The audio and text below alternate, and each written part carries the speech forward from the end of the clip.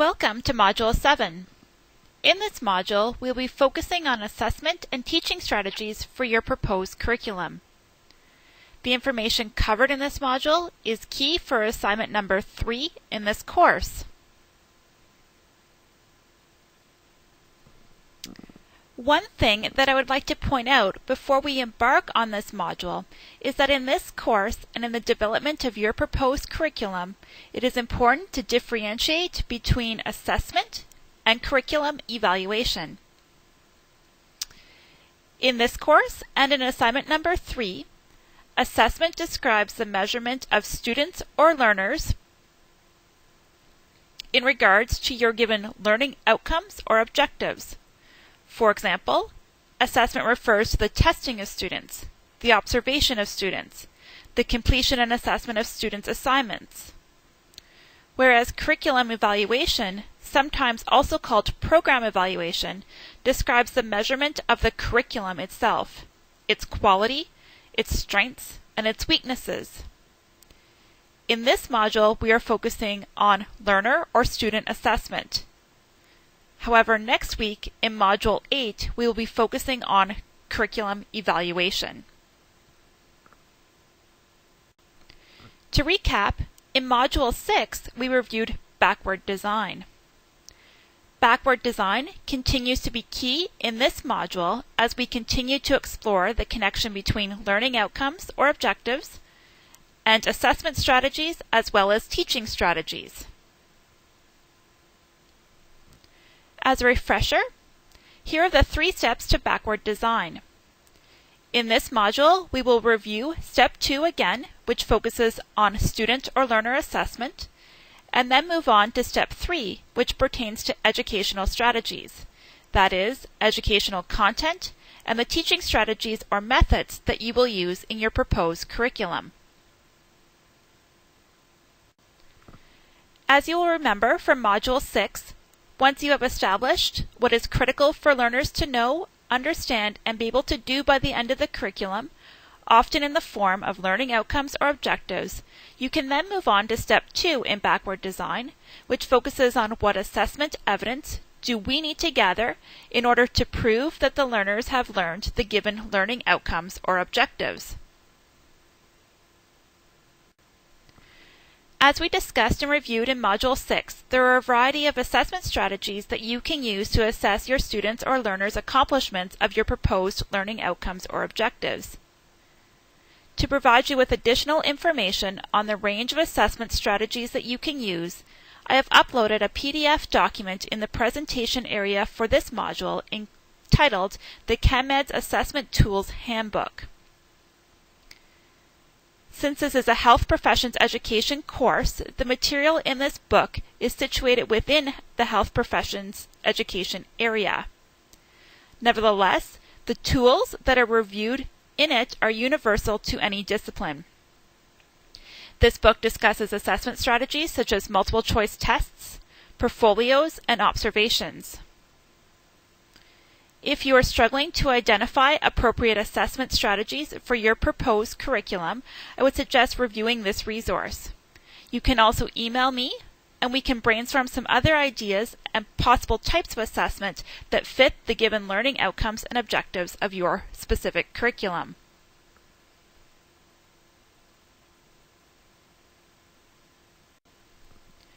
Once you have identified the assessment strategies that you will be using in your proposed curriculum, you can then move on to Step 3 of backward design. This step includes determining the content that you will include in your proposed curriculum, as well as the methods or teaching strategies that you will use to teach this content.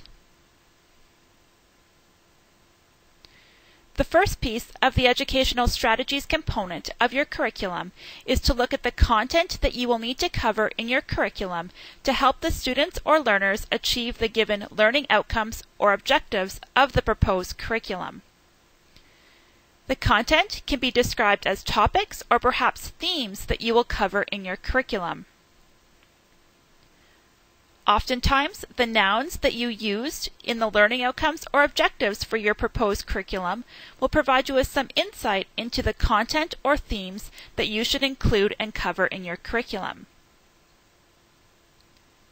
Let's take, for example, a learning outcome for this course, EDU5261.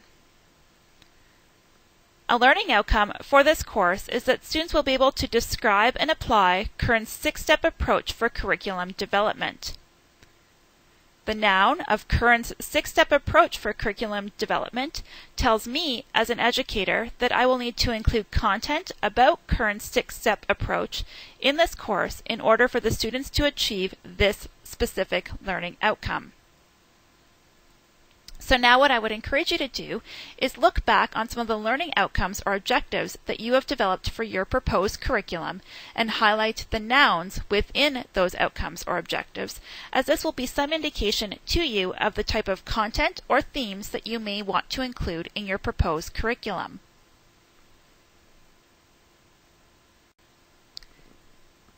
The next piece of the educational strategies component of your curriculum is to look at the methods or the teaching strategies that you will use in order to help the students or learners achieve the given learning outcomes or objectives for your proposed curriculum. As you will recall, in Module 5 of this course, you developed learning objectives or outcomes for your proposed curriculum. At this time, you also classified these outcomes or objectives as cognitive, affective, or psychomotor. This classification is important when selecting methods or teaching strategies for your learning outcomes. Table 5.2 on page 69 of the required textbook for this course provides some excellent information on how to match your methods or teaching strategies to the types of learning outcomes or objectives that you have proposed. For example, the table indicates that if you are focusing on a learning outcome or objective that is classified as cognitive, you may opt for the teaching strategy or method of lectures or team-based learning. Whereas, if your learning outcome or objective is classified as psychomotor, you may want to select simulations or role plays as your teaching strategy or method. Once again, it is important to ensure that there is alignment between your learning outcomes or objectives and your methods and teaching strategies.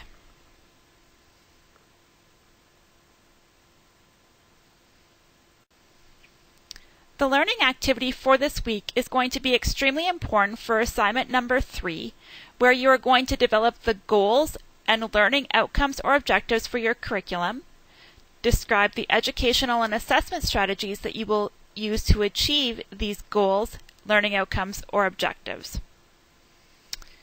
In this module's learning activity, you will first go back to the learning outcomes that you developed for your proposed curriculum in Module 5. You will then draw on what you did in Module 6, where you identified assessment strategies for each of your proposed learning outcomes. That is, you will review how you're going to assess the learners or students' accomplishments of each of your proposed learning outcomes or objectives that are part of your curriculum. What types of assessment strategies are you going to use in order to assess students' accomplishments of these learning outcomes or objectives? For example, will you use observations with a checklist, or maybe you'll design a multiple choice test? Although you don't have to develop the specific assessment tools that you will be using in this curriculum, you do need to suggest how you will accomplish this assessment. Once you have determined the assessment strategy, you will then describe the educational strategy. That is, what strategy or strategies will you use to teach the students or learners so that they can achieve the given learning outcomes or objectives that you have proposed? Table 5.3 on pages 71 to 74 in Chapter 5 of the required textbook for this course provides you with an excellent summary of the various educational strategies that you can use to ensure that the students or learners in your proposed curriculum reach the given learning outcomes or objectives. Please review it along with the specific instructions that I've included for this learning activity in the Module 7 Learning Activity area.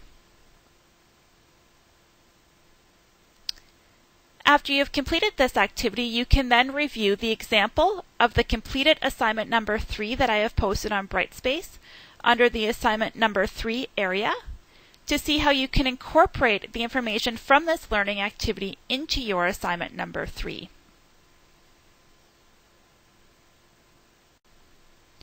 The biggest thing to remember when you're completing assignment number 3, as well as if you're ever developing a curriculum in future, is that there should always be alignment between your assessment strategies, your educational strategies, and your proposed learning outcomes or objectives.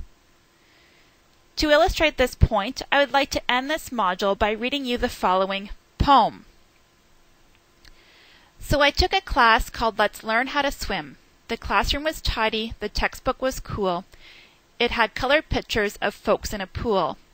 I read every chapter, I read every line. I did all the worksheets, success would be mine. The teacher said, first thing, we'll learn not to drown. I'd suggest you take notes now, 'cause this is profound. The test will be Friday, it's fill in the blank. I grade on the bell curve to see where you rank. Well, wonder of wonders, I got the best score, so now I was ready to swim to shore. I rushed to the pool, which was right down the block. I jumped in the water and sank like a rock. The lifeguard who saved me was not too impressed when I showed my grade card that proved I was the best. So it's obvious from this swimming example that the educator failed to align the learning outcomes with the assessment and teaching strategies for his or her curriculum. This is the type of situation that you as a curriculum developer want to avoid. And on that note, have an excellent week. Please email me if you have any questions or concerns as you finish up your assignment number 3.